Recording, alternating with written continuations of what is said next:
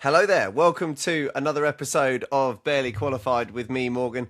Alongside me, as always, is Ryan. We are barely qualified to be talking about Formula One, but we're going to talk about it nonetheless. And what an occasion this is, Ryan. The Spanish Grand Prix. Talk to me, your boy on the. Luigi, you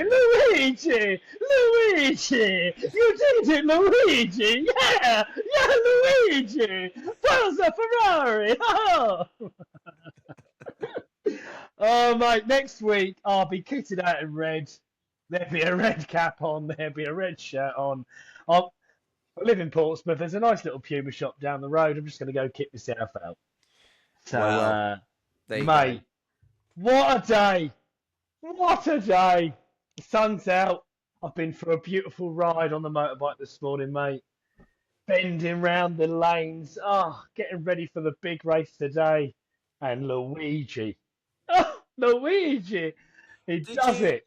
did you think it was possible before the race? Yeah, Given yeah. qualifying, given all that, did you think this Yeah, is yeah, it, yeah. or were you a bit like, it'll probably drop? Um, Because I'll be honest with you, I thought for some reason I thought, well, the McLarens maybe just didn't get it quite right in qualifying. Maybe they've set up to save their tyres better.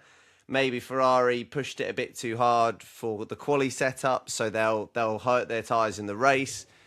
So I thought they might slip back, but how wrong I was. yeah. No, I text a friend of mine. He said, have you watched Quali yet? And I was catching up. Then I watched it. I see that he had obviously got second, and I texted him saying like, "Let's go," because I thought that there's still a chance. I know that people have sorted their starts out, but there's still a chance that maybe the Ferraris could zip it off the line. Didn't happen, obviously, but um, I thought if there, he's just there's a feel good. Well, there's momentum, isn't there? There's momentum with Lewis over the last few races, so I thought this could be the one. And obviously he goes well around Barcelona. You know, he's got a great record there. Literally now just become the most successful driver around there. He was level with Schumacher. So I thought he's got a good opportunity. You know, I mean, I thought he had a good opportunity in Monaco. So yeah, the feeling kind of like followed onto this race really. But um, right, so that was the celebration. What's on the pod? And I'm sure we'll talk about this anyway. But on the pod, I've got the most random one to start with Go because on it was then. in qualifying. Stroll beats Alonso in quali. Just thought we'd mention that. Yeah, The it would streak only is be fair. over. The streak is The over. streak is over. Ferrari smash strategy at last. Brackets aggressive. Lewis, let's go. Merck talk of order switching, which was just a note really to myself. Not much to talk about. Kimmy, what goes around comes around. Ouch. Ferrari upgrades. Brits on top, dropping like flies. Dude and din of the day, grid drivers update, and question at the end. Yeah, nice and simple. To be fair, not much went on in the race. There wasn't Can I any. can I just can I just Yeah, say this whilst you're saying that? Like, I genuinely, this was the first race that I didn't really enjoy watching very much. felt like last year. Felt sort of like a race last year. Yeah, and I said that I was a bit worried about Spain being, You did. not a great circuit for a watch. And thank God that Ferrari decided to do the contra strategy with That's what we want, isn't it? into pretty That's much what everyone we else. want with races, And man. I will say, so it was a bit sleepy, but you knew it was a slow burner, and it was going to come Something down was to those, building. Something and was something building. was building. It was going to come down to those last few laps. Could Yeah. Lewis catch him? And it seemed pretty obvious that Lewis was on. Actually, I don't even know necessarily if we're saying the right strategy. He was just lightning. He was just Yeah, absolutely he was. lightning. I mean, yeah. So Martin Brundle said it at the end, didn't he? He said it at the end. He said it didn't really matter. he got lucky. Or yeah, he got lucky with the safety Lucky, car, yeah.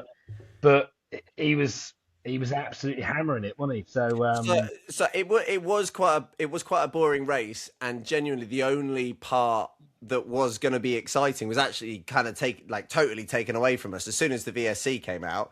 As long as it was still going to be out when he went round the pits, because he just missed it the first time. As long as it was still going to be out, they were going to take the pit stop, come out in front, and he was 4 seconds clear with newer tyres on. And given how quickly the tyres were dropping away, it was like, right, well, I mean, that's... And they said to George on the radio, a bit of motivation, obviously. The race is in front of you, and I'm sure you, just like me, just went, nah, mate, like he's got no, he's got no chance, and he didn't. Right. So there you go. Well, right. So starting from the top, so the streak is over. We've noted that. We're giving Stroll some respect where it's due. Surprising one as well. Obviously, Fernando's home Grand Prix. You wouldn't necessarily expect that would be the place that he would drop the ball, and finally let his teammate get one over him. But it's actually quite It's kind of romantic. Is that the right word? It's poetic, maybe, that we have a go at how many Canadians hate Stroll. And his revenge to the Barely Qualified podcast is to wait until it's his teammate's home race to then beat him in qualifying to basically say, fuck you, Barely Qualified. Was this the worst home race of all time for the Spaniards? They had... There is no doubt he's definitely seen that viral clip of us ranting about how terrible of a home race it is for Lance Stroll. And how all the Canadians hate him. So he's obviously seen that. He's got his own back. He's got his own back. So yeah, fair play, Lance. Nando qualified last, but also obviously neither Alonso nor Stroll managed to make it to the finish. And Carlos Sainz, the other Spaniard, did finish, but finished outside the points. So I mean, if he was going to get his revenge, I feel like that was the best that Stroll could have done. So fair, but we take our proverbial hats off to you, Lance Stroll. Yes, fair play. You got us back. So we're not biased on this show. We give credit when it's due. Where it's due. Tick that one. Well done for qualifying 21st. So on to Ferrari smash strategy at last. Brackets aggressive. Oh, it was aggressive. It was like, put the tyres on, go flat out. Put the tyres on, go flat out. Put the tyres on, go flat out. I like that. Yeah. That I like. And just on that, though, I thought they screwed it. I thought they literally fudged it because the first safety car for Alonso, Lewis, it goes past, and I'm literally looking at the screen straight. I'm going, right, easy. Pit him straight away because he's just obviously got the Mercedes have just pitted, so he's now positioned. He built up a bit of a time thing. I thought, right, pit him now. And I'm watching the timings, how far ahead he is, and then and they didn't, did they? They let him go round. I was like, oh no, what have they done? Like they cut him out. You thought they'd done a Ferrari, right? And I was like, what? Like, run out with the tires! Like, come on, man, this is it. And he had and it was like he wasn't near the pit, so he had time to and then it was like. And I couldn't believe he didn't come in. And I was like, oh, you're kidding me. Was he? Did he not go? I mean, because they weren't really showing Lewis at that point. So I couldn't work out whether he'd just gone past because he got the call a bit too late or whether they could have made that call before. So I wasn't quite sure on the track position there. But whatever happened, I was still confused that as he was sort of halfway round, the next lap, and the VSC is still out and looks like it's going to be out for a little while because Alonso's car wasn't right up against the, a good place to get it off the track. Yeah. And I just thought, why Ferrari then sort of all rushed out last minute into the pit lane, and that really confused me. It's why did they make it such a last minute call to bring him in? It was obviously the only play. Why let's go do it? What are you doing? What are you waiting for? Yeah, so I was very confused. But yeah, thank God they did it. Thank God they did it. And then the VSC then ended it just as he came out the pits. Yeah, and then he was sort of like by turn 2 it ended and he was off. So it was like, so again, credit. I really want to see that. Ferrari are really doing it for me. I just want to put that out there. I'm not just going to go get the merch for Hamilton. Ferrari are really kind of. I don't know if it's because I watched the movie the other night, but they are just. I've got some romance going on with Ferrari at the moment. They're just.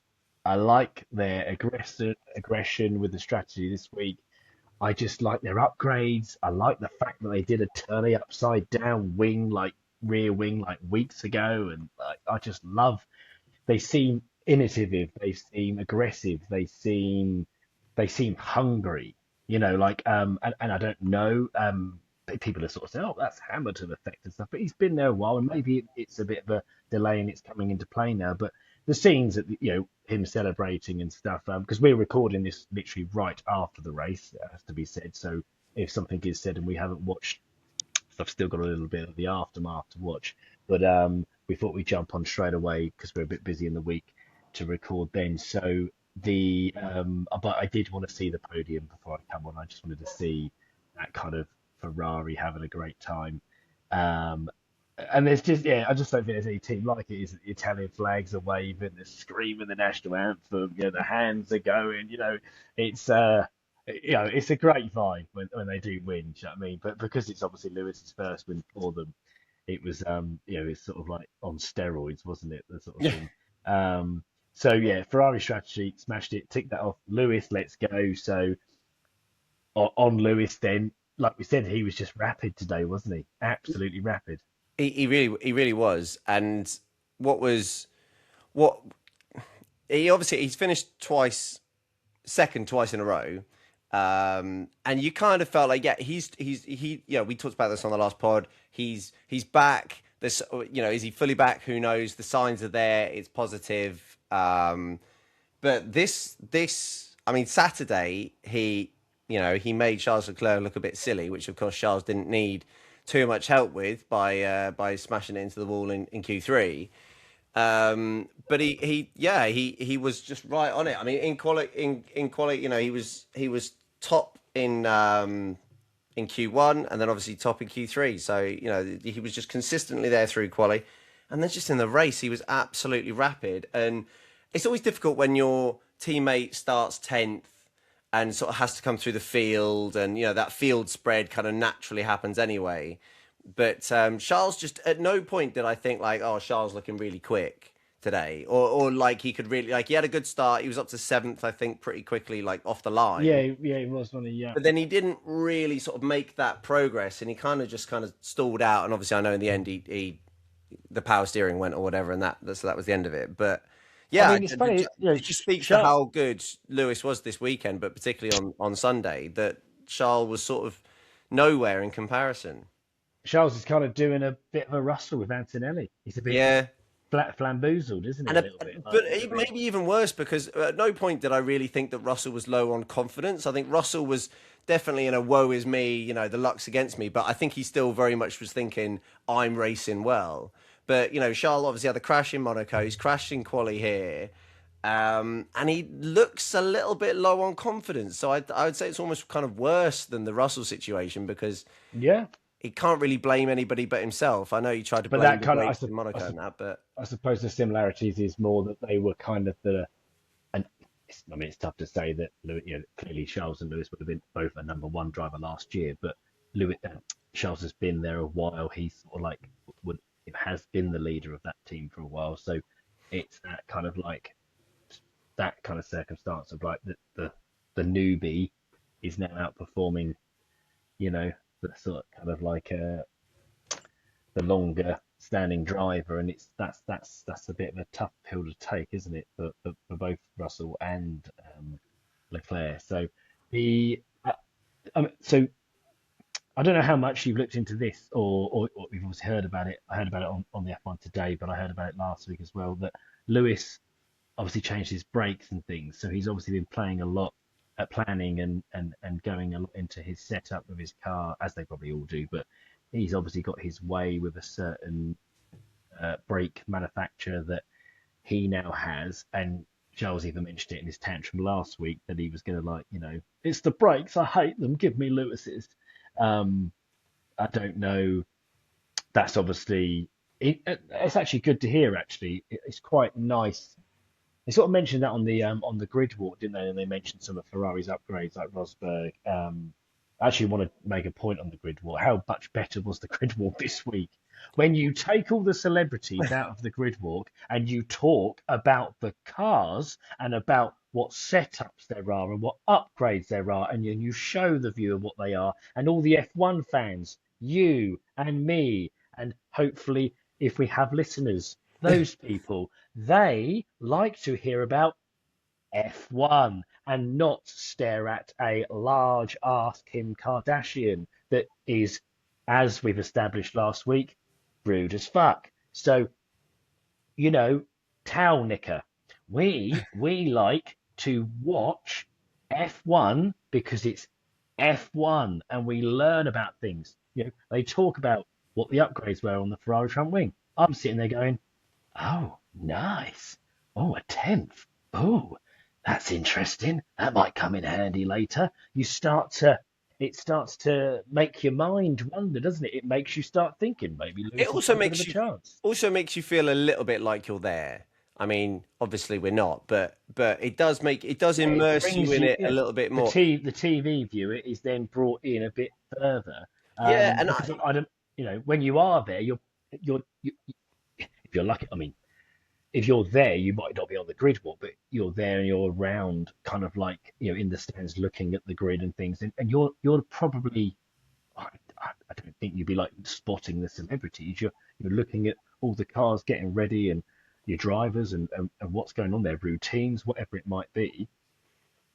So what they were doing today, it sort of brings the drivers in. Like Brundle was there, but he didn't do the grid walk, which was no, which I interesting, thought was wasn't a it? little bit odd. So I don't know if he sort of said himself, do you know what? I did enjoy last week. I'm not I'm doing a it bit this knocked time. off from last week. You crack on with some other people, but then also, I mean, Djokovic was there. Obviously, who's to be fair, I would not put him in the same category as Kim Kardashian. He's an unbelievable sportsman, but that's the only one they really spoke to, wasn't it? And so, yeah, I love that. Like I say, I feel like they watched our podcast last week, listened to me, saw the Kim Kardashian rant, and went, do you know what? We're upsetting a lot of people here. Maybe we just do a grid walk and we make it We'll about F1. we'll tone it down a little bit because that is the thing. Like, if I mean, obviously, I've never been on a grid, and we all dreamed, wouldn't it be amazing if you were on the grid? And I guess there's two types of people. If you did get to go on the grid, there'd be two types of people. There'd be the people who would be there to see who they can spot and who they can rub shoulders with, and or maybe they themselves would be promoting themselves whilst they're on the grid. And then there's the F1 enthusiasts who like I've seen lots of Formula One cars like on display or whatever, right? At shopping malls or whatever, and I look at them, but like that front wing, that's a display front wing, right? Like it might have even been, but it's not like the wing that's about to go around the track or whatever. And I would love the opportunity to get as close to that as I can and really have a good look. And like I'd want to get down on my hands and knees, and I'd want to look from the back.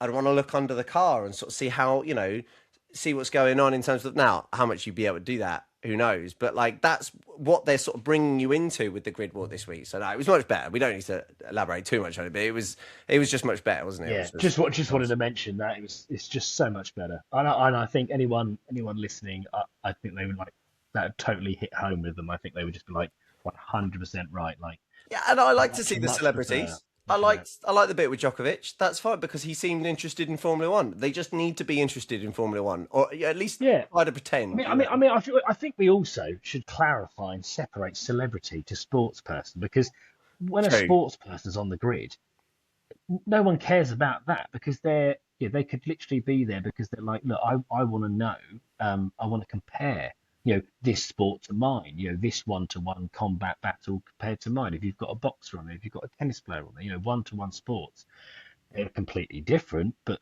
they share that one-to-one combat kind of thing, don't they? So I, I've never ever minded sports people. It's more just like, these celebrities. And again, we go down the tiers. I know that in our country, in the UK, they grade them as like A-listers and B-listers and C-listers. well, movie stars and stuff. Again, if I think it was Colin Farrell that was there a few weeks ago, and he was actually really knowledgeable, and he was so insightful about F1. It was like, you're a proper fan, mate. Like you love it, and it was really good. And like Martin couldn't get away, and he was like, I was like, no, carry on talking to him. It's good. So when you get people like that, it's really good. Gordon Ramsay's another one that sort of really, he's a very kind of straight talking kind of Yeah, knows his person, stuff. straight Tom to it. Tom Cruise, But of course, as well. Yeah, it's people like that. People like but that. it's when you start going down to the B's and the C's and the D's, and you're thinking, mate, I'm really not interested, and the only reason you're there is to sell a perfume. It's not, you know, I mean, I get it if a movie's coming out, you've been invited by a team because your movie's coming out, they're all trying to sell something, right? Which is again a bit of a turn off, isn't it? But when you see a genuine sports person or a celebrity there not promote anything, just there because they want to be a fan, all good. But the ones that are just there promoting stuff, I've got no time for it, and I just hate that F1 do it. We had a big old rant about this last week, so no need to talk more about that. Anyway, on to then, well, we might as well do, as we've just been speaking about Lewis just before that, we'll stick to Ferrari then. Ferrari upgrades, we mentioned it. So they seem to me to be doing a bit of a McLaren. They just seem to be. I reckon they're probably the best this year at upgrades. They seem to be. They haven't really missed any. Every time they bring an upgrade, it seems to hit and stick. I mean, again, this is what's making me really enjoy Ferrari. So It's hard to argue against that.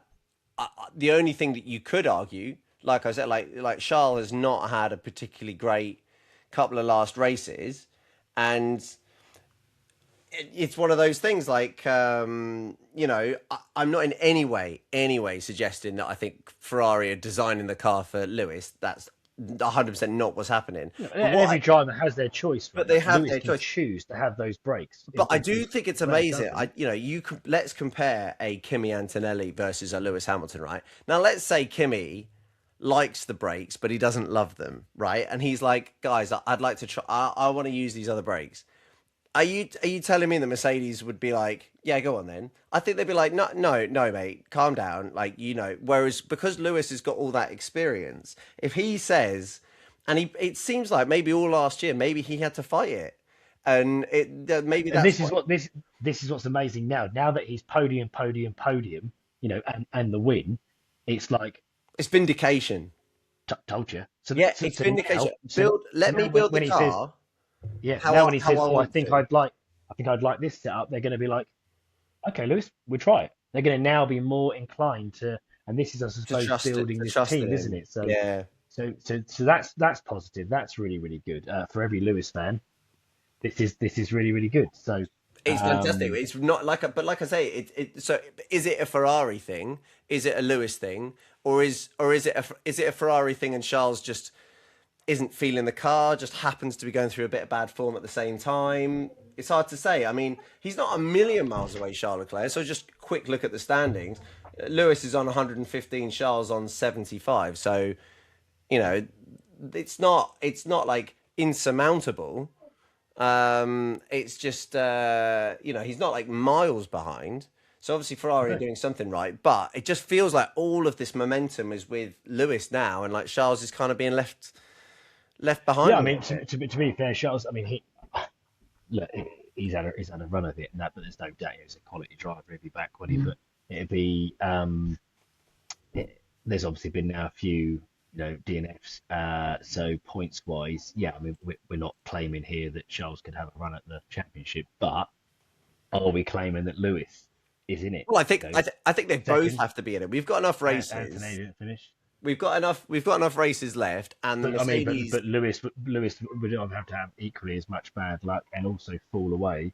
Um, Yeah, whereas, true. whereas he's got the momentum now. So I suppose like, as it stands now, like not completely rolling Charles out, but that would be quite a comeback.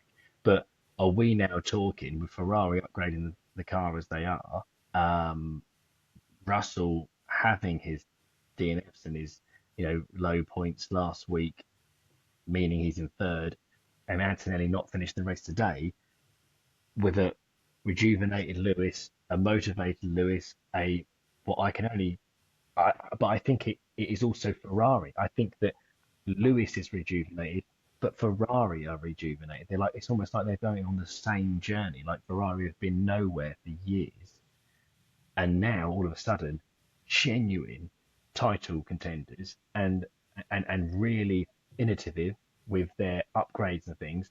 And now we have Lewis, who is like born again, and but he's also backing it up. Like Yeah. he looks bloody quick. Like he was when he went into the lead today, absolutely flawless, and just left them, just like Well, and proper that old school overtake. I mean, Lewis. you waxed lyrical after Canada about that overtake from Lewis on Max. He did an overtake, granted, tire offset, all of that. So maybe it wasn't as spectacular as what it seemed. But that overtake round the outside of turn three is the sort of Yeah, thing where you're going yeah, like that could, there's it's dusty out there, that could end up in tears. But he just executed it flawlessly. yeah. He was on it. He was on it. He was Like I say, he was on it. Yeah, so I agree. He's a title contender. I still think that the two McLarens right now, like we need to see a step forward from them. But I feel like their car, it looked good. I think maybe that. I think it was more maybe of a setup issue in that I mean, maybe they Oscar went though. the wrong way Oscar after was P3. But yeah, Oscar was good in practice, and just like nowhere. Like yeah, just well, they both were kind of. I mean, like you said, I mean, Oscar dropped Lando more was than in as Lando well. did, but they both kind of dropped from practice to quali and then the race. So I felt maybe it was like a setup thing that they took a bit of a gamble on that it didn't go Yeah, well for them or whatever. But I mean, just quickly on Norris. I've been quite impressed with him last couple of weeks. Seems to have just got his head down. Um, and he's obviously like the reigning champion. I thought I think there was a bit of a radio message where it was just like bit defeatist. Oh, well, they're too quick. I can't catch them when I try this. I can't do this. And I get that. And they're struggling. Obviously, they want to have the faster car. They know they're not as quick as the Ferraris or the Mercedes. Um, but he stuck in there. He pushed Kimi to try to make the mistakes. Because he was obviously on the warnings already for track limits.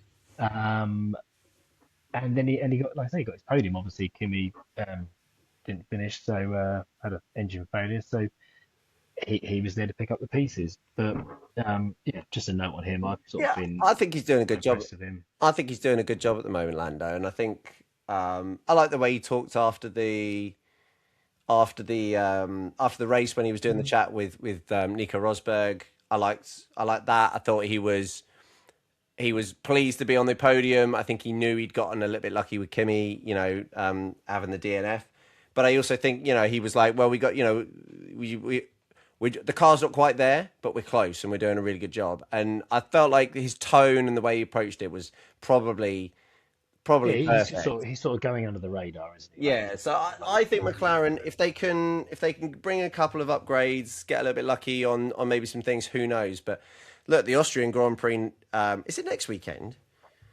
It's not, is it? Yeah, No, we have a gap. We have a gap, which is a real shame. But in 2 weeks we've got the Austrian Grand Prix. and then I think it's like 3 or 4 on the bounce, isn't it? Yeah, I think From so. what I think it's Austria and then straight into, oh God, what's after that? Is that Silverstone? It is, isn't it? Yeah. Silverstone, yeah.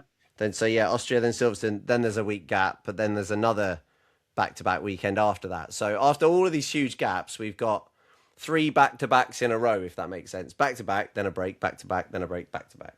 Yeah, Anyway, Silverstone, Belgium. Yeah, so Hungary. but Austria will be really interesting for McLaren. Can they do something there? It's a bit of a different track, so maybe they can do something there. But the real, obviously, what we're all just looking forward to now is what can Ferrari do? Was Yeah, this just look? Lewis loves Spain. We said it before. We said it before the race. We can definitely say it now because, like you say, he's got the record. He loves Spain. I don't know what his record is at Austria, but he's raced there enough times, so I can imagine he would like it. What is his? I'll look for his record. okay. You move us on to the I'll carry on next. talking. Well, I think that McLarens have gone pretty well at Austria in the last sort of few years. It seems to be a bit of a Lando track that as well, doesn't it? So it would not surprise me if they have something there. But again, they need the car as well. Red Bull, obviously, they're kind of home, Red Bull's home race. So I'm imagining that they're probably, I don't know this, but it wouldn't surprise me if they got some upgrades for that race, as most teams, when they're normally at their home Grand Prix, they normally push through a bit of a upgrade to try and do something. Um, so yeah, like I said, we'll have to chat about that when we do our preview for that race. The Merc boys then. So moving on to the Mercedes and where they're at and what happened with their races. I made a note here because it sort of didn't actually transpire into something, but they were talking and Russell was quite a bit behind Lewis, and Kimi was moaning and saying, "Oh, I'm so much quicker. Let me go." And I'm like, but why would Russell do that? Like you're fighting for a world championship between you two. Why would Russell let you go to second? Well, I mean, Like he I just guess said, "Oh, a driver will try anything, right? And yeah, yeah." But then the driver said that. But then the commentator started talking. Um, then Russell's engineer came on and said, "Come on, you hurry up, you need let's to get some speed laps up. in." But as if, and then the commentators were then talking like, "Oh, he's giving him the hurry up because otherwise they might have to switch it up." But why would they have to switch him up? Russell could say, he could come back and say, "This is as fast as I'm going," and they could say, "Oh, okay then. What? So you need to switch with Kimmy?" No, no, no. This is as fast as I'm going. If he wants to get past me, he can try and get past me. But this is as fast as I'm going. If he's quicker, he'll have to get past me, won't he? Like, I I don't suspect, understand. I suspect it's Like, because George Russell is a clever cookie, and I thought this during the race. I thought he had Norris behind him. He, I don't know if he knew about Antonelli's warning. I'm going to suggest he probably didn't, but I'm thinking that Russell was thinking, right, well, I'm not going to win this race because Hamilton's miles in front, and 3 points, 18 for second, 15 for third, that's not enough. So me finishing second and Kimi finishing third is not good enough. But Lando's not that far behind. So I'm going to back Kimi into Lando yeah. just enough. And then I'm going to maintain a gap to Kimi so that he's in my dirty air. And I'm going to try and see if I can get Lando basically to have him. That's what I think he was trying to do. And And by doing that, Kimmy then overtook him.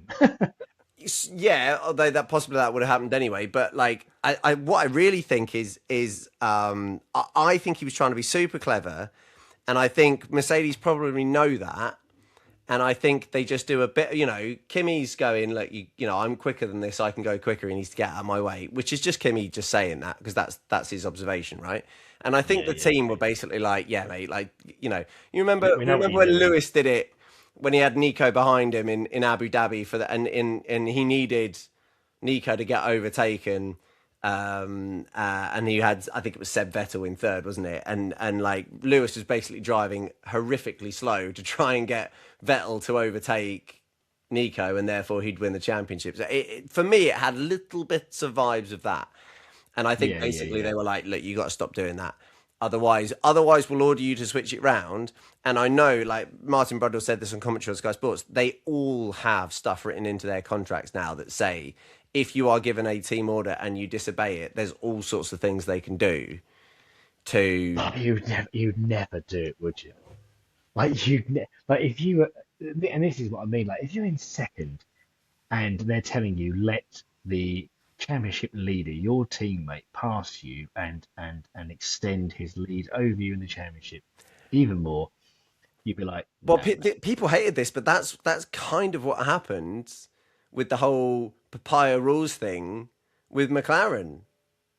That kind of happened. Like they were battling each other, and yet there were times where they let each other pass, despite the fact that they were battling each other for Yeah, the championship. but I suppose in this But race, people like hated it. yeah, and one I remember from last year was that they kind of had a bad pit stop for one, or did or pitted one first, didn't they? Yeah, When they they pitted should have pitted Lando Lando first, first. and he had a Well, they bad pitted. pit stop. I think Yeah, they pitted. I think they pitted Oscar first, but Lando was leading. Yeah, But they that's said, right. but they said this is the reason why we're doing this. So Lando was like, okay then. So then Yeah. they pitted him. Then they came out, but because he had then a crap pit stop and came out behind Piastri, they said, look, Oscar, you got to let him pass because we actually gave you the pit stop first when we should have given Lando it first, and he's had a bad one, so he's now behind you, and he shouldn't technically be behind you. That's our fault. You need to let him pass, and then we can start again, and all's fair. So they were Yeah, no, you're right. almost, That is exactly what happened. Yeah, and yeah. it was one of those where you're like, oh, I can kind of see it, but it didn't like people didn't like it. I No, didn't like they didn't it. like it. Oh, If you're an Oscar fan, you hate it because you're thinking, well, look, luck that's is luck. racing. Like you've Yeah, had a that's bad thing. racing. Yeah. But from a team point of view, Lando would have gone in there and said that would never have happened because you should have putted me first. The only reason you didn't put me first is because you were telling me that the better plan is to put my teammate first to help For the me and team. him out, and then Yeah. do that. And you're You've right. now helped So this race now was a very different situation. It literally was just driving. Nothing wrong with it. No one's done a bad pit stop. No no. one's done nothing. It was like, Russell, we're gonna get a hurry on because otherwise, it's like, otherwise what? Otherwise what, mate? What are you gonna do? You're gonna tell me to let my teammate pass? Go fuck yourself. Like, of Well, course I'm not doing that. and of course it also has shades And if of he did, by the way, if that did happen, he did. I would never support Mercedes again, and I would absolutely despise Russell because I just think you weak piece of piss, man. well, exactly, which he didn't do, and I don't think you're right. I don't think he even necessarily would do. And it again, kind of opposite sides. It's also then maybe got little shades of Vettel Weber multi 21 Yeah, situation. yeah, yeah. You know, where Vettel just ignored the team orders and said, "Sod it, I'm gonna, I'll pass you, and that I'm not gonna hold station." So. Yeah, Anyway, yeah. it never happened When anyway. F Kimi when got past, then he when DNF. F1 drivers had balls. Yeah, yeah. Merck switching. That was my little gripe about that. Ended up going on a bit too long. So Kimi, what goes around comes around. We said it would happen, didn't we? Usually these things work themselves out slightly. So obviously we've had the Russell DNF, and now we've had a Kimi DNF. We're not that far into the season, and there's a lot of DNFs. I mean, And the there's a lot of Mercedes. DNFs I mean, across. more to the point, the Mercedes, power unit. That's incomparable to, I mean, the Ferrari. I mean, I suppose we had Charles today, didn't we? But that was a power steering issue, wasn't it? That was power steering, yeah, not the power So, unit. so I mean, Mercedes. I mean, we now know that actually Red Bull have the best, engine based on the FIA ruling of the credits and things. So, but the Mercedes does seem to be having some issues. So, um, with the Mercedes, like whereas McLaren aren't having as much of an issue as the Mercedes boys. I know they had some stuff at the beginning of the season, but yeah, it's I mean, they can't be doing that every few races, can they? Really, especially if they want to. If you've got, I mean, all the time that a Red Bull isn't finishing, or one of the McLarens isn't finishing, and one of the Ferraris isn't finishing. I mean, this sort of plays into the point, I suppose. I could bring this one up in the order, but dropping like flies. I Yeah, mean, how many do we have out today? I mean, I looked at the screen because I was concentrating on sort of the race. I hadn't even realised that Behrman had gone out, and I mean, who else went out? Let we me get had the. we had eight retirements, eight retirements. I think Yeah, so. Obviously, Hulkenberg. the two Aston Martins, but then Hulkenberg, which was a bit unfortunate for him. I thought he was having a good time. Yeah, he Um, was really good today, actually, wasn't he? Albon, I mean, this was a shocking race for Williams. It's not on your list of things to talk about, and really, the only thing you really say. I mean, what a week, by the way. Again, apologies for those people who aren't watching the race on Sky Sports. You'll have no idea what we're talking about. But Sky Sports bring a team principal on every week, and that's like their team principal that they go to. What person decided that Spain was the right? Like James Vowles basically came on Friday and said, "This is going to be a terrible week for us.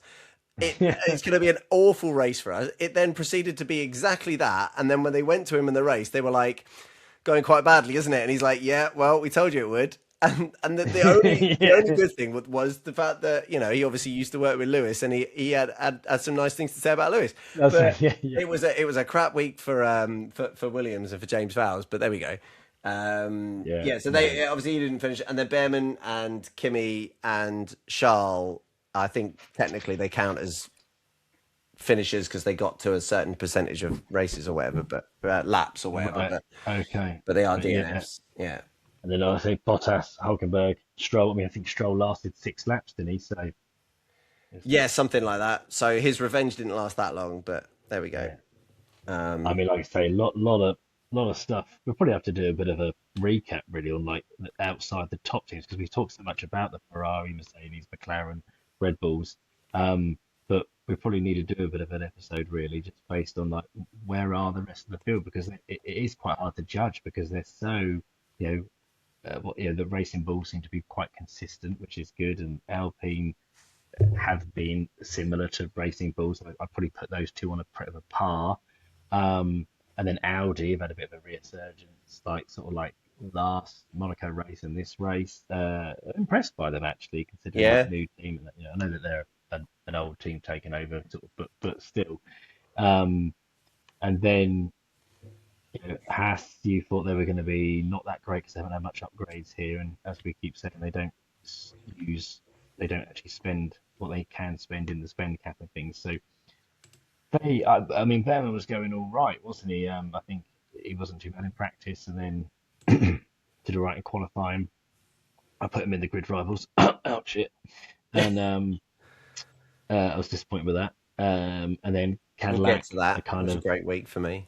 yeah, Cadillac are kind of like their where they are, aren't they? But yeah, we'll have to have a bit of a deep dive into those, maybe see where the Yeah, I mean rest of the on this race, I mean, I I thought Racing Bulls looked fantastic all weekend. They obviously got really unlucky with the safety car, particularly on Lindblad, who I think had pitted like maybe a lap or maybe 2 laps before the safety car, the virtual safety car, came out. So he was a bit unlucky on that one. But and that helped the Alpines. So the Alpines kind of jumped the Racing Bulls. So I think the sort of finishing position made it look like Alpine was doing even better than they are. But you're right, they've had a big resurgence. I don't think this was a great track for them, and just like naturally suited their car.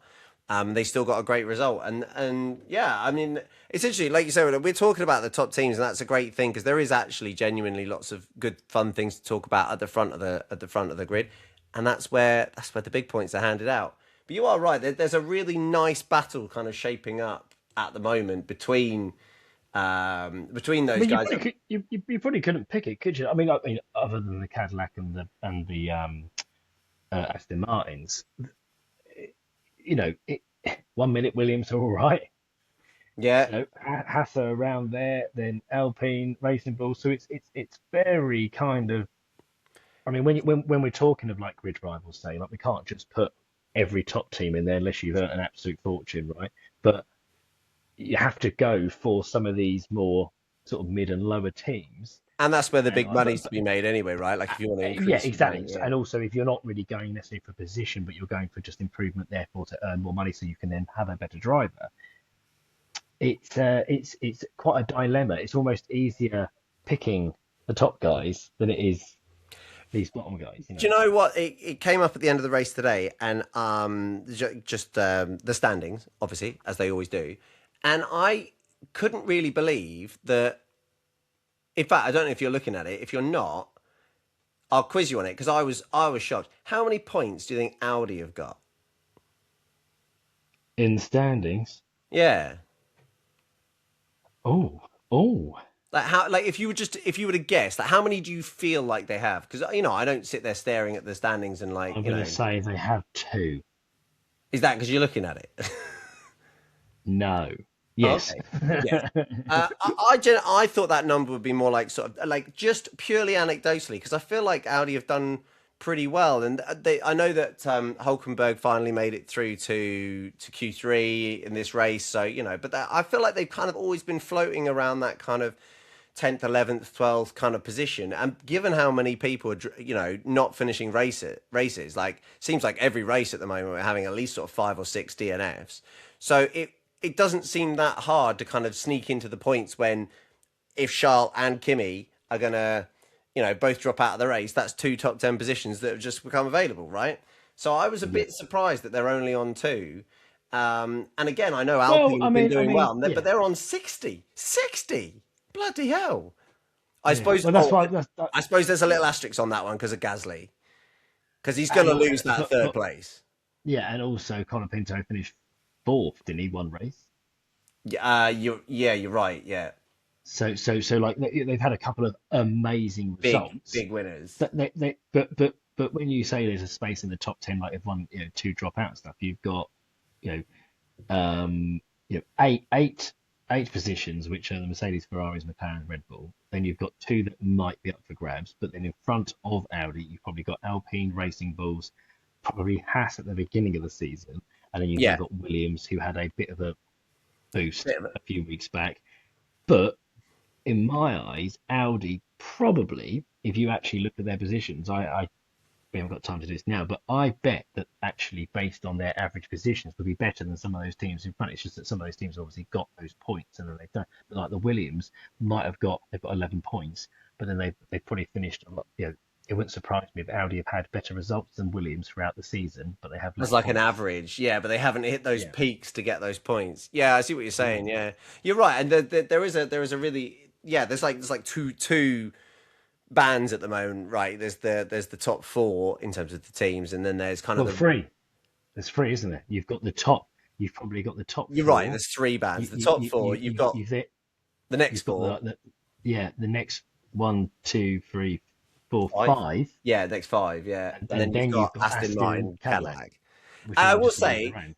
qualifying at the moment, it is. I'm enjoying qualifying, but it's not. It's barely even worth watching Q1 because there's like no jeopardy in it because No, no, you've no, no. got four drivers who are pretty much guaranteed to finish in that bottom Yeah, space. So yeah, yeah, it's yeah. It's yeah, it's pretty not much great. like what It's pretty much like what Williams or what Haas driver is going to join them, isn't it? Really. Yeah, Um, exactly. or Audi or an Audi driver. So it's just that one spot between the six drivers there, isn't it? That who goes into it. And I suppose they keep changing. The odd one keeps getting into a good, um, sort of potential Q3.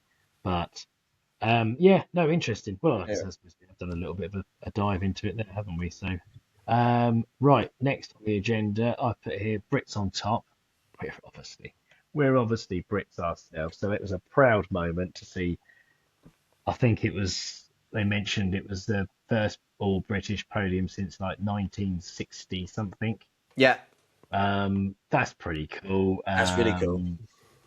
So yeah, great seeing, and it was kind of cool how you've kind of got like Lewis, who was first, which is like the goat, and then you've then got like, I suppose if Lando and Russell were swapped around, it would very much be in order, wouldn't it, of like 7 time, 1 time, yet to be.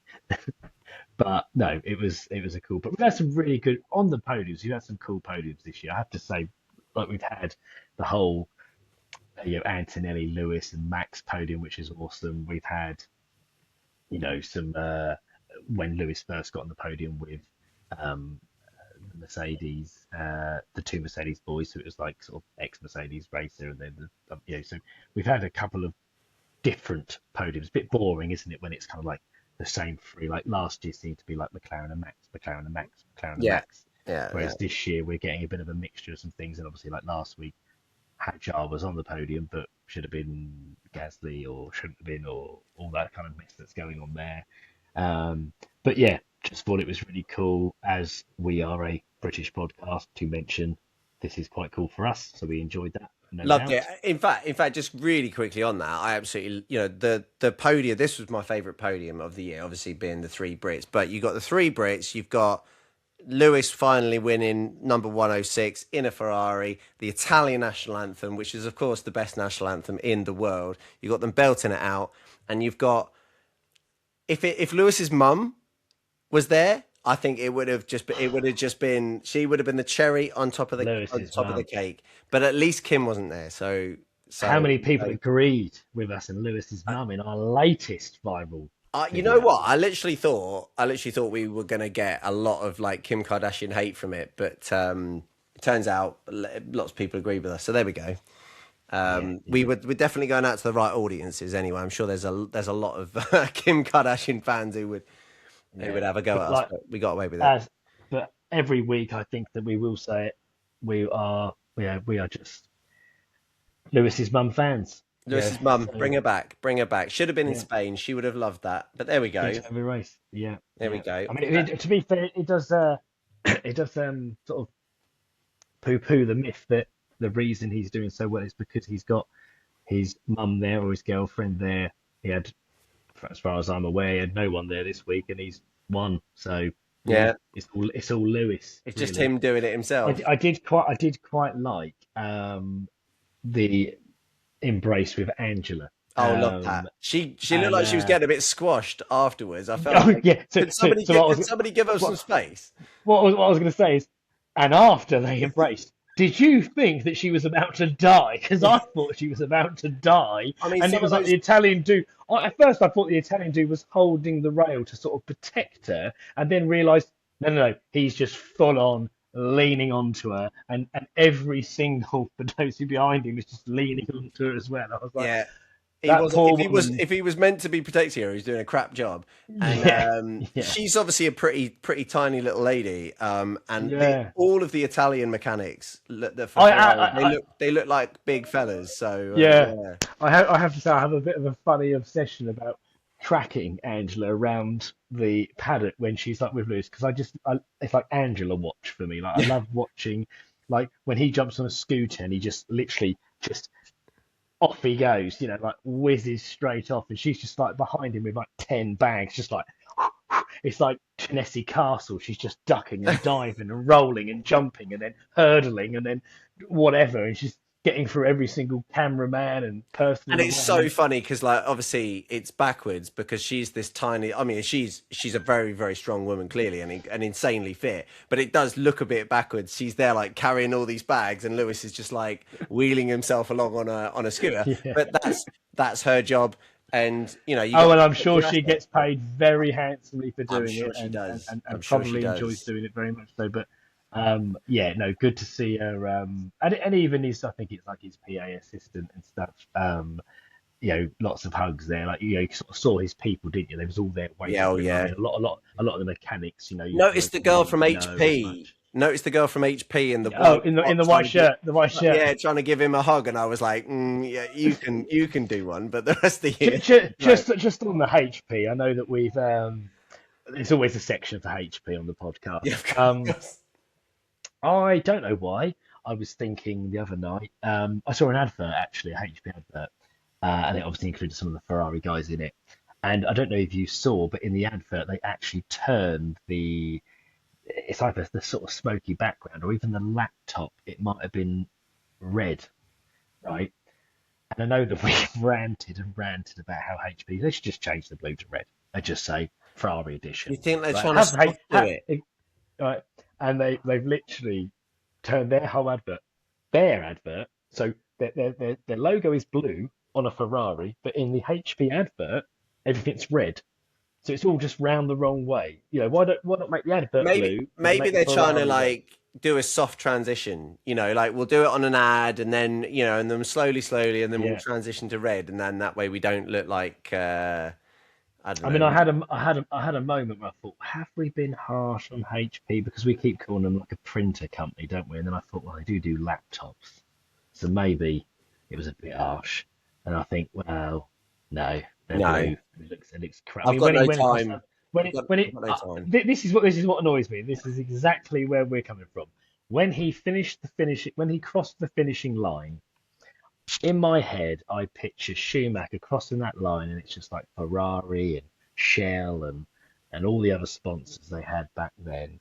And I see this car go across the finish line today, and all I see is a big fat fucking blue circle, and I just think that looks so shit. And then I started celebrating Luigi, but other than that, it's just a moment. It never leaves me. That HP is just lingering around. Mm. Well, we've talked that to Anyway, death, so we can leave that there yeah, for now. We'll talk we about have it next week, rubbish. no doubt, as well. Okay, final three then. So our regular notes on the or our regular items. Dude and din of the day. Um, I mean, it's hard not to go for Lewis as the dude, isn't it? I think it's impossible. I think it's impossible. Like First win again, in Ferrari, isn't it? it's such a boring thing to do to I pick a know. race winner, but Lewis Hamilton finally winning for Ferrari. Yeah, I mean, Um, yeah, it's a first, isn't it? So it's got my honourable if it is mention, fifth. my honourable mention, I think would be I think Hadjar had a great race. He obviously had a terrible start. Again, Red Bull seem to have some sort of issue with their starts at the moment, but I thought he came back pretty well, and that helped me out in the grid rivals. So a slightly honourable mention, but obviously that pales in comparison to Lewis's first win. He was just on it all weekend, so he has to be the dude of the week, no doubt about it.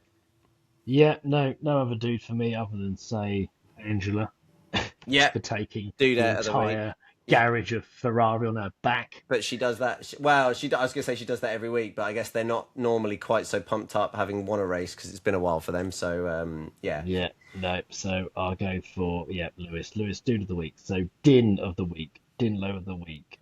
you know, it's Who hard. are we It's hard going? not to look. It's hard not to look at Charles Leclerc. He binned it in Q3.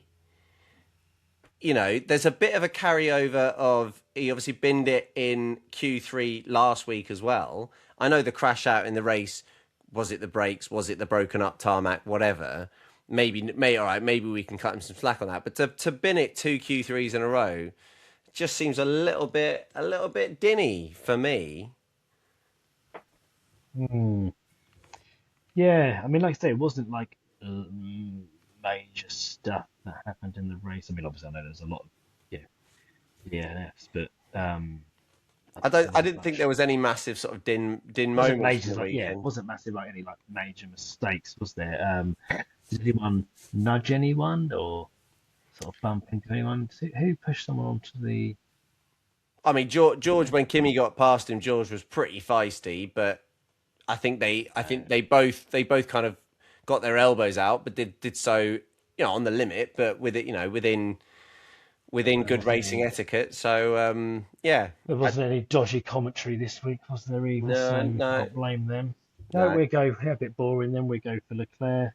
Yeah, Charles Leclerc then for dinner of the week. Um, and then I did have a gripe actually Oh, go on. that I'll just quickly add in. Um, just thinking of Dins, and then I thought, oh, actually, there was a moment with George in. I don't know if you saw the build up. It might have been in Quali. He was obviously celebrating his 100th race for Mercedes. Yeah, Um, he mentioned um, the interview was talking to him about breaking his career down into different stages. And then he was saying, like, then you were in Mercedes and racing Lewis, seven-time world champion. Da, da, da, da. And he's got this weird thing, hasn't he, Resso? And even the interview mentioned it to him by saying, like, I know that you keep it respectful, like you're trying to find that respectful level. Like, what they're basically saying is because you're younger and this guy's won loads, you don't want to like insult him. And I think to myself, well, turning around and saying I beat someone isn't insulting you, like, yeah. and I want to beat you, right?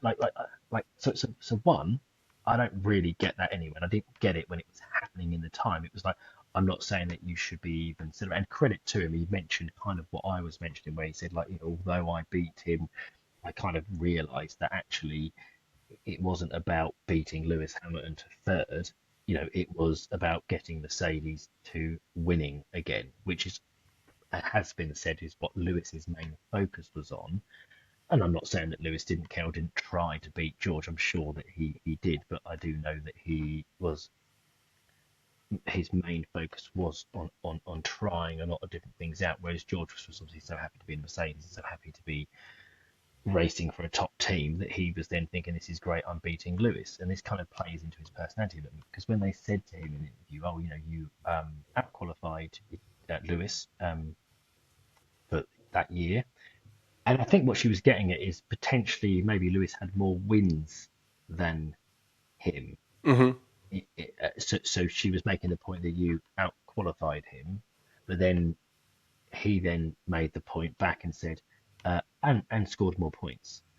So, but just before that, he said he wanted to be respectful. So I think, right, hang on, what is it then? Do you want the world to know that you beat Lewis Hamilton, and that is your greatest achievement so far, that you beat a seven-time world champion 2 years running, and you want to make the world know that what you're saying in that moment is you're trying to say, I'm better than Lewis, right? So either just say, I think that I'm better and I think I'm the best, because you kind of did say that a few weeks ago when you said if you went to Mercedes earlier, you'd have two world championships, which is just a stupid thing to say because you think, well, you can't even handle a 19-year-old at the moment going for a world championship. So how would you have handled five-time world champion, in Lewis?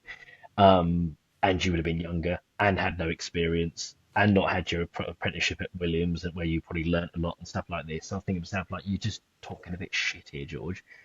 So when he then says, "Oh yeah, I got my I got more points than him," don't forget that I got more points than him. And the interview's like, right, okay, well I kind of thought we were doing this respect thing, and if you want to go there, we'll go there. And I will then say, yeah, so you out qualified him and you got more points than him. You basically better than him, weren't you, George? And now, really what you're doing now. And I just thought it was so funny, really, that you think it always seems to happen to him. Every time he opens his mouth that weekend, something happens. When he turned around and said in Canada, oh, it's no, it's not about finishing third or fourth, like, because they're still points. It's more the DNFs that's going to affect you. You just need to make sure you're maximising your points, but it's the DNFs that kill you. Cue a DNF. Open his mouth. Bloke got that. Then he goes to this race and he's talking about points. Who fucking wins the race? You know what I mean? Like, you're sort of like, it gives that thing of doesn't age well, does it? So, like, you sort of sit there and interview. That interview should have went like, we've just looked through your eras and stuff like that, and he should have said, yeah, had a couple of really good seasons at Mercedes. We didn't win anything, so it kind of, in many ways, like winners would have said, yeah, a bit irrelevant really, but it was a good stepping stone, and now we've got a decent car, so now we need to go heads down, and now we want to win races and want to win world championships. But that battle between getting fourth or third over your teammate, yeah, it's nice to think that I've outpointed an extreme, probably the greatest F1 driver of all time. But that means something to me because he was my hero. But in terms of actually like winning something, we didn't win anything. So therefore, It's kind of. there's 2 points two things that I would think about this really quickly because I think you've summed that up nicely. But the 2 points that I would think about this: number one, people take the piss out of Nico Rosberg for I beat Lewis Hamilton in equal machinery, and basically adding that's the line that he said, and people add it to everything. Whenever he's talking about anything, they always let's just put the quote and I beat Lewis Hamilton in equal machinery on the end of it because obviously like that's the most proud thing that he's ever done, right? And it's almost like yeah, you did, but we know there are caveats and blah blah blah. And it's like so it's kind of got those sort of vibes. But the other thing I sort of think about it is we love a cross sport analogy on this podcast, so I'll go with one now. If you scored a hat trick, but your team lost 4-3, do you have the right to feel happy that you've scored a hat trick? Of course you do. Of course you do. And might you bring, if the interviewer says, well, you've had a good game there, you've scored a hat trick, but you've lost the game, you'd probably say something like, yeah, you know what, like, it's great that I was able to score the hat trick, but we attack as a team, we defend as a team. I'm part of the team, so if we're conceding 4 goals, I'm conceding 4 goals. Basically, you can't celebrate. No, I'm happy what I contributed to that match, but I'm not happy about it because we've lost. Exactly, and so you're right. The mentality from George ought to have been, if he was a bit maturer, it ought to have been, yes, I outpointed Lewis Hamilton and I contributed to us as a team getting third in the world championship or whatever. But that's not really good enough. If your target is first, then finishing third as a team isn't good enough. And so you celebrating your win whilst the team overall have lost, I think it gives people the ick. And I think it's given you the ick. This is his problem, though, isn't it? And this is why media training. This is why you find him so icky. Icky, yes. This is why Max is so good because Max doesn't turn up to media training. When they say media training, Tuesday at 11 a.m.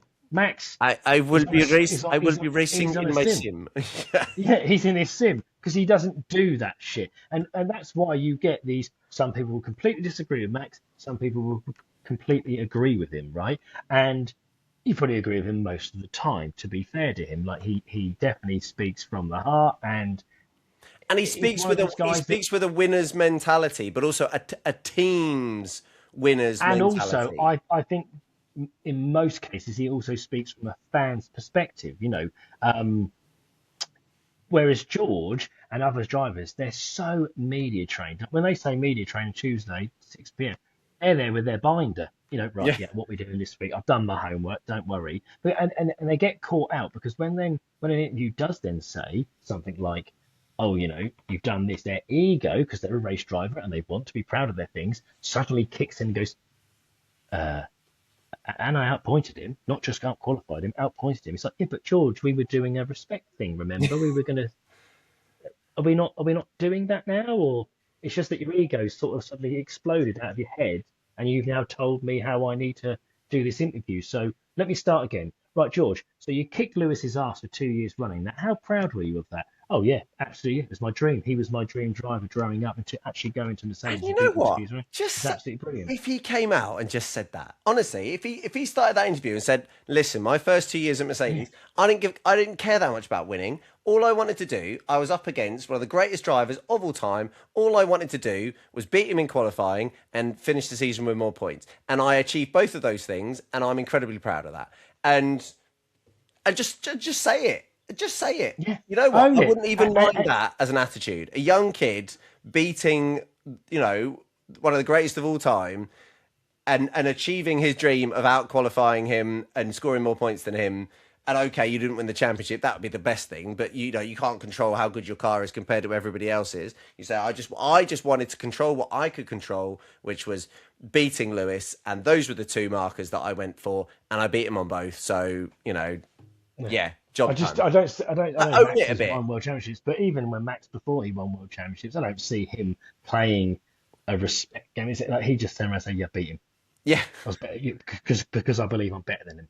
yeah, Like right. Russell Just might as own well it. just say, Just I own it. believe that I am better Don't than try him." and pretend that you're humble. Maybe that's what's giving you the ick. It's this kind of faux humble, but I'm actually I mean, it's quite just self-involved and people ego. owning it, isn't it? It's just Yeah. people owning it. Like when he said I could have had two world championships, right? Since then, right? If you're like again, that's also a stupid thing to say because that is neither confidence or it's neither like, backing yourself because you're talking about ifs, buts, and maybes. Yeah. It's straight You're up not arrogant talking, because it's yeah, not like, you haven't got any evidence to back that up. All you're doing no, is like, saying, Russell, go and race Lewis then in his 2016 car or, 2014, whatever car. I'd love to see that because I think he'd kick your ass. Do you know what I mean? Like we're talking about a completely different era, talking about a completely different car, different setup. More that era was Lewis's era. He owned that era. And then he goes into this ground effect cars, and he struggled. The reason you beat him was a combination of things. It wasn't purely down to George Russell's talent, was it? It was because the cars were different, and it's fine. Lewis didn't like them. You're better than Lewis in the ground effect cars. Great. Okay, great achievement. Did you win any world championships? No. Okay, no one gives a fuck then. yeah, And that's not because I'm a Lewis fan, because I want Russell to win as well. Like I say, I want to root for Russell. It's just that he's making it incredibly hard to like him. I think he just needs to shut up and just, still love his you driving know, style though. I was watching him in practice actually because I'm that sad. I was watching him from the onboards in practice. They had a lap with him, and I do. He reminds me of Jenson Button the way he drives, so smooth. So he might be the least smooth out of a car, but at least in the car he's beautifully buttery smooth.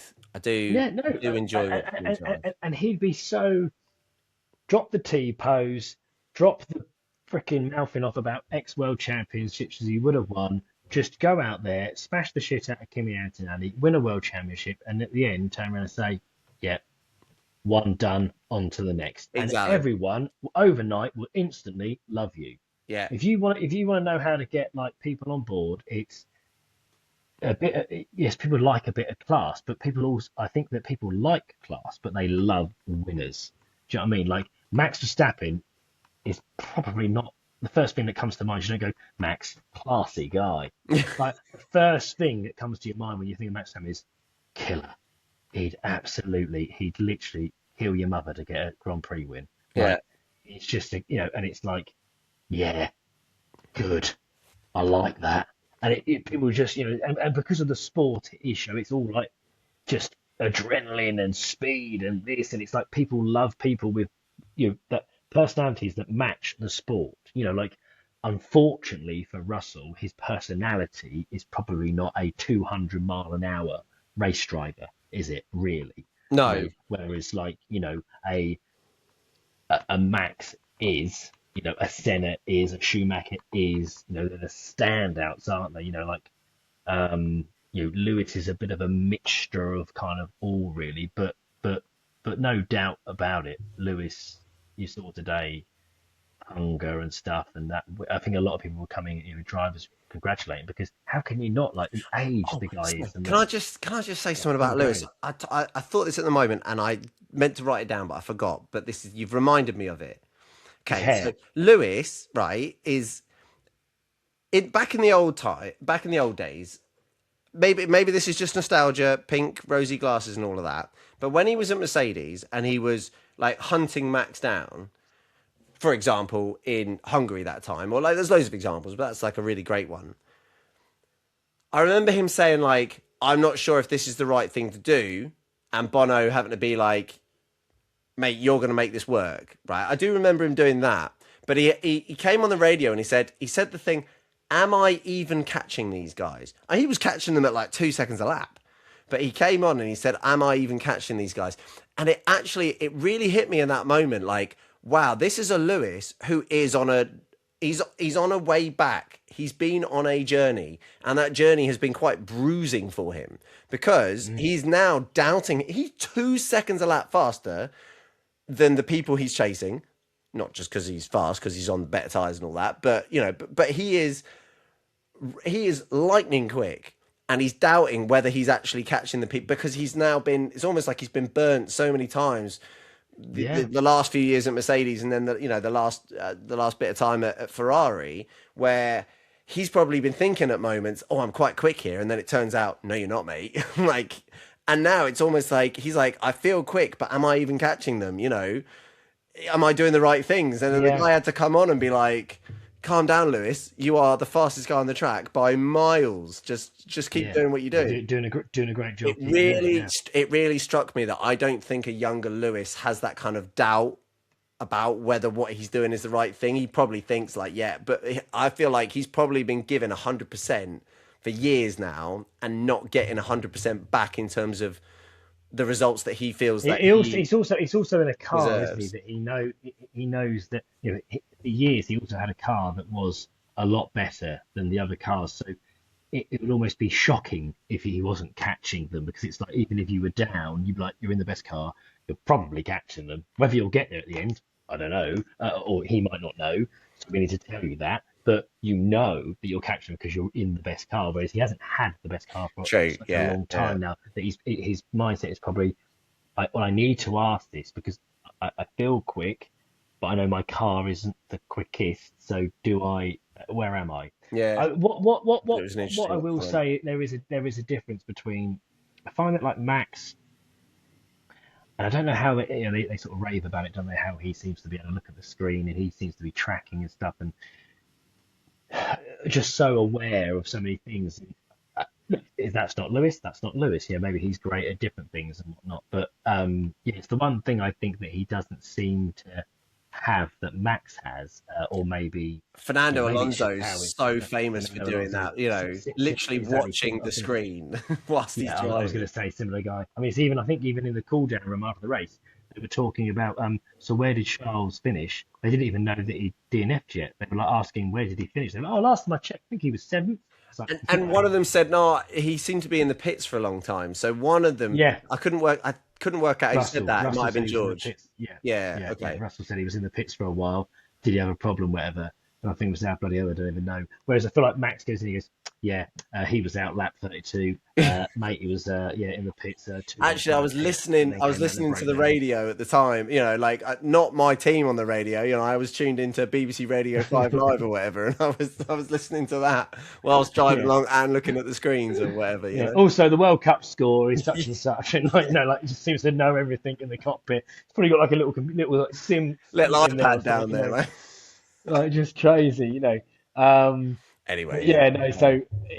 But yeah, no. He's definitely like I say, what stood out was when he got into the lead. It was just vintage, wasn't it? It was like just you could just see the timing screen go. And I know that you have to say that George was obviously battling Kimi, and Kimi was battling Norris. So there's a bit of a thing going on there, and Lewis is in clean air. So of course he's not worried about any of that. But we said it last week, didn't we, about Kimi wanting to also make a point, like not sort of yielding. Like you were never going to hear someone on the road saying, "Lewis, calm down. We don't need fastest laps." It was like we're just going to leave Sir Lewis Hamilton to do what he does, and it was just literally boom, boom, Well, they boom, tried to give him a boom, suggestion, boom. didn't they? And he was like, "Don't give me suggestions. Don't need them." No, yeah, basically, like, and then obviously the commentary said it's like Raikkonen, isn't it? Leave me alone. I know what I'm doing. Yeah, yeah. Oh, Come on brilliant. then. Right, Let's okay. let's So finish it off with the grid grid rivals. rival update. I've actually 'Cause- not looked yet because Oh, obviously we've just finished the race. I'll save you some So, time, mate. Don't look.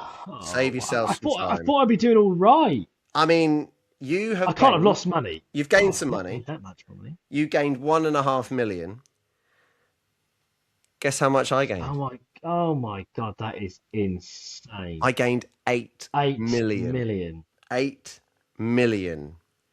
Which Oh means my I have God. 128.4 and Ryan has 115, so 115.3. So that's 13.1 million pounds difference between us. And I got 1,027 points. Ryan got 898. The big win for me, it could have been even bigger too. Racing Bulls were the team. I thought they looked great in practice, so Yeah, got them I've in. got I've got them. I was just about to say we have literally gone for such similar teams. But you I've got just the had Behrman and awful, Leclerc in, yeah, which I've just was. got the awful luck with Leclerc and Behrman. But Um, we both had Lindblad on the turbo Russell, driver as well. So we, Lindblad on the turbo driver, Racing Bulls in. but Both had Piastri. I had the two McLarens in. Basically, you had Hadjar and Norris instead of Leclerc and Behrman. Yeah, I couldn't have Hadjar because I had him last week, yeah. My so I dad had the couldn't same have him. problem. And do you know what? Do you know what's really gutting for me is I had Max instead of um. Well, I had Max instead of Piastri, so not a massive difference there. But No, Max would have earned me money more because obviously and got you his more points. He finished fourth. Oscar was got me fifth. more So. points, but also would have got me because the reason I was going for Max wasn't necessarily because I thought he was going to win, but because I thought, well, he didn't he crashed out, but not crashed out. He didn't DNF did he in the Monaco race? So I thought his value can only go up because he's definitely going to finish in the points, and then I earn money. So it was purely just going to be a money thing. But I thought, well, actually, I'll go for Piastri because I actually generally thought Piastri could get a podium. So then I'm thinking, well, actually, I will go for the better chance of a driver, and if something happened, possibly even a win, which obviously did not happen. And I was thoroughly disappointed with Oscar this week. But Lindblad, I was panicking because I was thinking, oh my God, should I put, because I was toying with him or Hulk, because the Hulk was doing well in practice. And I thought, well, I know Lindblad was doing even better in practice, but I was like, oh, and then when I saw that the Hulk was like a raving lunatic in the race, I thought, oh my God, I could have had the Hulk. But he didn't finish, so Seriously happy with unlucky from the Lindblad. whole. Seriously unlucky. I mean, I would like you say, you're Yeah. quite lucky you didn't pick him, but he looked And great again, this weekend. Bless him. Charles Leclerc again, like Lewis won that race, right? So was it beyond the realm of impossibility that Charles could have finished third, right? No. So in my head, I'm thinking I've got Russell could win, Piastri could podium, Leclerc could podium, Lindblad would be a good star driver. Racing Bulls are awesome at the moment; they're going to get me points. And then I'm thinking Behrman, who qualified really well, and I thought, okay, I've nailed that. He's going to do okay. He's going to earn me money because he's obviously had a couple of bad races. So I'm thinking I'm literally going to be earning money here, and it just didn't go that way, did it? And I cannot believe that you had the absolute opposite of me. 8 million. That is an outstanding. I don't think I've ever seen an 8 million in a week. Nailed Um, it. Nailed it. but yeah, it's so your total points then 6752. My total points 6230. So I've got a bit of climbing now. It's going to be tough now because that's a big financial swing. 522 point gap. I would say that that's quite similar to the gap that it would have been had Antonelli finished between Antonelli and Russell. Not impossible to catch back, but too early in the season to be saying that's an insurmountable lead. And No, no. certainly I mean, we all know that wheels can fall off. But yeah. I mean, well, yeah, put it this way, like as much as you earn 8 million, you could also lose 8 million. yeah, So been known to yeah, happen. no, I just got to chip away. I mean, like I say, my tactic's always been so secret, is it really? You're finding the balance between, you know, Points and money. Yeah, yeah. I mean, because what naturally happens now when someone gets a lead is you're now going to. It's difficult not to spend that money, so you're going to go for the top boys. Some of those top boys might have a DNF. I might go for some guys that have had a bad week and then all of a sudden had a good week. All of a sudden, I've earned 6 million, you've lost 4 million or 5 million, whatever. It brings the financial sort of play back into it, and you can then start to pick similar-ish teams again, and then you've just got to chip away the points. If it's 150 points one week, 50 points another week, that's 200 in 2 weeks. well, So, it's nice you that you're know. staying positive, mate. It's nice. Oh yeah, no, I'm positive, mate. We're very early doors here, Morgan. Yeah, Very early very doors. early doors. But Let's I'm now let's also not time. let's not start doing a George, mate, and start No, talking about I would all have had manners I of would have things. had three good rivals titles by now. Let's Um, let's keep you grounded. keep me on the straight and narrow. Fair enough. Yeah. Right. So Fantastic. that's All grid right, rivals. that's good So rivals. Was there anything else on the finishing pod? off Oh, we then, had a question. I have a question. Finishing off. It was something that sort of come up to me. There's a few comments over the radio, and I kind of I did answer a little bit of it myself, but I thought what your take was. So I'll tell you my quick take on it. My question was: Are drivers, as in time? Sorry, not in time. Are drivers as in touch with the cars as past great or past drivers, I suppose? So when you think of like the era of Senna and Niki Lauda, even before then, and Schumacher, even if I don't know if you've ever seen the movie Ford versus Ferrari, Yep. uh, obviously not F1, but there was this very real thing where drivers would just be able to feel the car and say, you know, different components are just not working. And I'm sure they do now. They obviously understand their cars. I think it might have been Norris who was just sort of like said something like, "Oh yeah, I've lost the back end or they've gone. I don't really know what's wrong with it." And I think like, do I think of Norris and think, "Oh yeah, I bet he's well in tuned with that car. Like he's a world champion, so like he's got something about him, right?" And I don't sit there and go, I think that he could help build a car.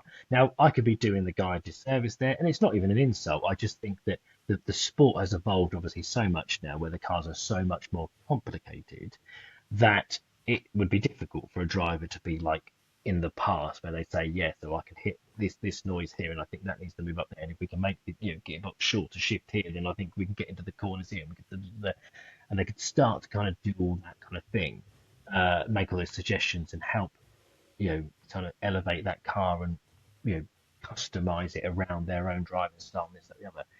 So I do think it is more difficult now, but when I think of like a Max, I think that Max, I think he complains a lot about it, but I do think behind closed doors he'd be able to sort of pinpoint some things and be quite knowledgeable on that.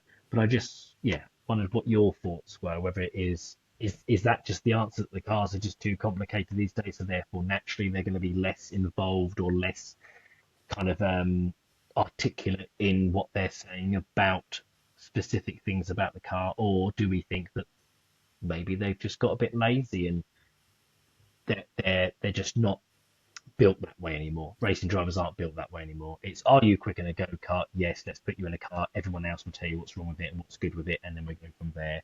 Whereas is it sort of like, I suppose, where you would say in football, is the hard man no longer exist, or does a proper number nine no longer exist in football? Has the technical, all-round driver mechanic dead in F1 now? Yes, yeah, I'd say so, and I'd say it's because the cars are too complicated. The days of you think about the Bruce McLaren, who started his own Formula One team and also raced for them, but he would have had a team of maybe 10 guys or something probably that would come on the race weekend with him. And they I'm pretty sure that he built the cars along with his team. So there's no way that Lando Norris could build a modern Formula One car, and like you say, like you're not really expecting them to. But probably the best way of like explaining, I think, where we are now is, and there's a sadness to it, and there is a real sadness to it in the race. Again, apologies if you weren't watching on Sky Sports, but Martin Brundle said a little line. He said, "You've got some incredibly intelligent people on the pit wall, and then even more intelligent people in the garage, and then even more intelligent people back at Maranello or wherever your Yeah, factory yeah. is, To Charles, yeah. and you've got to trust them." Right. And like, as good as it is to, you want the driver's input or whatever, you've got to trust them. And it's almost, that's kind of how I think about it when you're asking that question. Do you want a driver who knows, like, you know the back end feels loose, and I know that what we should do is change this part or change the suspension geometry or what, like, is that the level we're talking about in terms of like knowing how to fix a problem? Like, we have too much oversteer and understeer. Okay, well, we need to play around with the diff, and we need to play around with the suspension geometry a little bit, and we need to play around with this. Like, they're all settings that you can do on any sim racing, whatever, right? And so you can learn that without necessarily knowing anything about the car or really even how suspension works. I just know that if I increase camber, or if I toe in, if I increase this number, then it makes the car a bit easier to turn in, but that comes at a cost, right? And as long as you know that, then fundamentally like how to make your car faster. So I think they all know that at that level. But in terms of how to actually like put a car together, no, I think that's No, long I mean, gone. I'm not expecting Lando to say, "Oh, I've come up with this new But what they did but with the I would post say last year." I think there are probably a few drivers out there whose feedback probably is something like the car feels loose, and they're really looking for their engineer to say, okay, like, we'll try this or we'll try that, or we'll run a few simulations. And actually, like, to the point talking about Lewis and his resurgence, one of the resurgences of Lewis has been the fact that he's stopped taking setup suggestions from the sim, and he's like, I'm not doing that anymore. It's sending me down crazy paths, and I'm not doing that anymore. And instead, I'm going to trust in my own way of navigating practice sessions, and how we do the setup, and chasing the right style for me. So I think nowadays a lot of drivers really really rely on other people or simulations or whoever to tell them this is the right way to go with the setup. So I think they're getting worse at that, and I think they'll continue to get worse at that because I think that's what sparked my question as well. Is that I knew that about Lewis and that he had stopped the sim and things, and it's like that's kind of what I'm saying is, have we got to the point, like, not necessarily have the drivers got lazy, have we got lazy? Because I know that some of them, I think it was Naomi Shift, had also spoke about how she couldn't afford um, test track days and things. So like you have to sort of sometimes go into the sim because it's cheaper. Obviously like booking out a track and then testing and stuff is obviously a lot more money. Ferrari, when they were winning world championships every year, that is one of the things that they spent a lot of money on, was constant testing, testing, testing, testing, testing, track days, track days, track days. Whereas now everyone has a sim. Some sims are better than other sims, all that kind of stuff. But I suppose, and I get it. The sport is. going to improve and go down these routes. And but it's that, I suppose, that romance that is now kind of like, and I get me wrong, some of these maybe I've watched too many racing movies recently, but I get it that it's Hollywood and they're going to drum it up and milk it a bit. And I'm sure the guy didn't realize that one nut was loose holding the exhaust bracket, and that's why they were getting drag or something stupid like that would happen in the movie. Um, it's more that these are all smart guys. They can't control an F1 car if you haven't got like a bit. I mean, they've said it's like a whole degree just going through the handbook for the steering wheel thing. So they obviously are very clever. That I think you're right. I Able to think they're understand it. putting their energies into those other things now. Really, like you say, like honestly, I look at those steering wheels, and as a guy, as a bit of a nerd myself, I look at them and I go, bloody hell! Like the idea of driving around a circuit whilst I'm flipping switches, and they've all got menus and sub menus or whatever, because there's like a thousand Oh yeah, different things yeah, you can yeah. change. So how anyone's doing that? I mean, for example, they talked about this in the George 100 races at Mercedes, but that race where he jumps into the car in for the Sakir Grand Prix when Lewis gets COVID, or Ollie Behrman jumping into the Ferrari as he did it in Saudi. How do you jump into a Formula One car where you don't know know all the buttons and No, just yeah, suddenly do it? But fair play to these guys, they managed to do it. So I guess that. But you're right. There's a romance there, and there's that other romantic story about I can't remember which driver it was. Oh, somebody. If we have any listeners, tell me in the comments who it is. But there was a driver who swore that their car had a crack in the monocoque, and all the engineers are like, "Mate, it's fine. The car's fine." He's like, "No, no, something's wrong.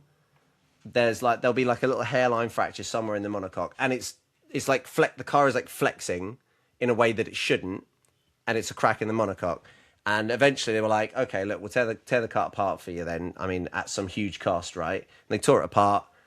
What did they find? A crack in the monocoque. Like, I can't remember what driver that was, but you yeah. would be amazed at some of the qualities of something. I want to say it was Senna, but it might not have been. But anyway, um, yeah, I feel like a lot of that romance is gone now, and almost to that thing, they are so complicated now that if your engine Yeah, goes, you don't even know it's if it just is your engine, like which engine, and which yeah. is it a sensor or is it because a lot of the time, half the time we used to see it a lot more than we're seeing it now, but they'd be like, oh yeah, a sensor failed and it turned the engine off. I suppose it's more of a more of a modern, you know, Senna would have known, say, something about, in that era of car, whereas nowadays, yeah, I don't expect a Lando to know a sensor isn't working somewhere, whatever, like Jesus Christ, the computer's going to tell you that. It's more, you know, could he, I mean, probably similar to, like, say, what you said about Lewis really trying to set up his car, also changing his brakes, such a simple thing, but the driver himself is comfortable with those brakes, and it seems to have had an effect on how the car runs. I think that Lewis's brake chews up tires more or something like that, whereas the brakes that they do use, and they use them with Charles, don't do that. But then at the same time, the brakes that Lewis is using don't overheat, therefore he can brake Yeah, better and things. I So read I read some it's I read something about how Charles has come on quicker and brake yeah. harder, but then at low speeds or when they're cold, they don't perform as well. Whereas Lewis's perform more But they consistently say across an all the even just temperature the same. bandings Yeah, or yeah, yeah. something like that. Yeah, Yeah, but then yeah. So yeah, I mean, like I say, there's obviously been a couple of examples there of drivers putting input into their cars. So I suppose it is still, although maybe slightly different, maybe not as involved. There's still stories and still there. So maybe yeah. it's not fully dead. But yeah, it was There we just go. just interesting to see what you thoughts were on that really. But no, okay then, mate. I think we're about done. Well, one more thing quickly. So the story keeps coming up. I've seen it a few times now, and I think that if you said again, it's actually getting a bit boring. We all know, Rosberg, you had to pay 360 euros because you had a crash with Lewis in 2016. You put a paper on the desk and he said, sign this, and you don't have to pay for the repairs on the car. I don't know if you've heard that story. I've heard it so many times. Yeah, so Yeah, you're yeah. with me. Right. Just on that, because Martin Brundle kind of looked at Rosberg and went, "Huh, Imagine what that would be worth now. And it made me think. I thought, do you agree with that? Or because I think that's actually a shambles. I don't think that you should make your drivers pay. I don't care that they crashed and that they. At the end of the day, they're in the entertainment business and they're racing drivers. And okay, they crashed and they would say, "Oh, you've gone over the limit," but it's like, well, okay, but they are battling for a world championship. What's over the limit, and also how much money does it have to be? Like, if they had crashed it 5 times and it's cost like into the millions, then they might say, "Look, this is out of hand now. This is all doing." But I mean, I actually think, I mean, they sort of laugh and they joke about, and Rosberg himself even last year. I think, Joe, I don't think that's a laughing matter. I actually think, and I even think to this day, I think Mercedes should actually reimburse Rosberg that money and Hamilton. I honestly, I might be being a bit fragile here, but and I know, look, they're not short of any money, right? Right. But €360,000 is €360,000, and they're racing drivers, they're not Mercedes. You know, No. like fair play to them, they've made their money as a racing driver, right? But like, you know, like, and I know not you know, a lot of them come from rich families, and I know I'm gonna harp on about it again, but like Lewis come from, you know, Stevenage and blah blah blah. And he wasn't a millionaire, his dad wasn't all that, right? Okay, boring, I get it, but he wasn't. If you're having to pay that amount of money, I think there's something really wrong about that. It's worth I don't saying know. that it was worth saying around that time was when Lewis Hamilton bought his private jet. So I wouldn't I, feel I know, too, I I know, I wouldn't know. feel I too don't about feel it. sorry for them. But I if you think bring it's the it principle is wrong. if you bring it to our level, when we go karting, right? We're renting that car. It's not our car. We're you know, as part of the track, as part of the day, as part of the money that you pay to enter the race. You know, you're getting marshals and you're getting track timing and you're getting whatever, but you're getting a cart. Now, if we have a bit of a ding dong with somebody and, you know, have a bit of a bash and the cart starts sort of misfiring or whatever, or maybe we don't even do anything wrong, but the cart just starts to fall apart, as go karts tend to do. How would you feel when you went in the pits? They were like, "Oh, you can have a new cart, mate, but you'll have to pay £100 because you broke the last cart." And Yeah. you were driving like a bit of a wally, and so it's £100 if you want a new car. Otherwise, you can carry on driving that one that's got 3 wheels. Like, on the one hand, I could, you know, if you were doing it a lot, in the same way as I would understand a Formula One team then saying, "Look, you're doing it a lot. You're having a lot of crashes. You're going to have to start paying for this if you have too many more." In the same way, a go karting track would probably say, "You were driving like a din. We don't want you to come back here anymore. So, you know, you're banned from from entering races or whatever. You know, please don't come to our track anymore." You know what I mean? Like, but the first few at least, you're Because expecting a little bit of they don't want to crash, do they? Yeah, they no, want the points. So right? it's And like, we I don't just want to yeah crash when we're go karting. We want to win. It's just yeah. sometimes we don't know quite where the limit is of the car or maybe our own skill level, and Or someone just keeps bumping up the arse, and when they do overtake you, you just ram them off the track. whatever it is. Not that we've ever done that, in case any of the people we compete against are listening. But yeah, you know, yeah, I sort of agree. I think it's a bit harsh. On the other hand, these are some of the richest people in the world, so I mean, look, I'm not losing sleep over it. I'm just saying that I keep hearing that story, and the more I hear the story, I think Rosberg's kind of trying to say what I'm saying, which is it shouldn't have really happened. That is a ridiculous amount of well, money to again, make someone he's pay. just taken Yeah. ownership of a Rimac, whatever it is, that's worth like I whatever it know, is. So, yeah. you know, Crimea River. Just Anyway, saying though. rightio. But that €380,000 worth today, 10 years of compounding interest in the S&P 500. We'll look that up for next time and Okay, find out what that will be. And then it's not the fact it's €360,000, it's the fact that it's like potentially millions. yeah. It's like, you know. All right. Well, But the anyway, final thing that I did look it up. Crimea River. Lewis Hamilton's record at Austria is he's only ever won there twice, and one of them was the Styrian Grand Prix back in the COVID years, where we had two Austrian Grand Prix, but obviously they couldn't call it the same thing, so they had an Austrian Grand Prix and then a Styrian Grand Prix. So he's only won there twice, despite having raced there an awful lot. So not got a fantastic record at Austria. So if he has a good No. race, if he has a good race, if he podiums at least, then I think we can officially say Lewis Hamilton is fully back. Yeah, But yeah. we shall And are we see. saying that race is 2 weeks. not next week and the week after? Yeah, Yeah. So weekend. next week we do a bit of a preview and make some predictions then. Yeah, absolutely. Nice one. All right, thank you very much. If you've made it all the way to the end, then well done. You deserve a prize. We don't have one for you, but thank you all the same. So thank you very much for listening. Cheers, Ryan. And we're looking forward now to hopefully a very exciting Austria. The gap has come down at the top of the championship. Maybe we've got a bit of a title fight in our hands, but not just between the two Mercedes. How exciting. Luigi, Ciao. ciao. Ciao.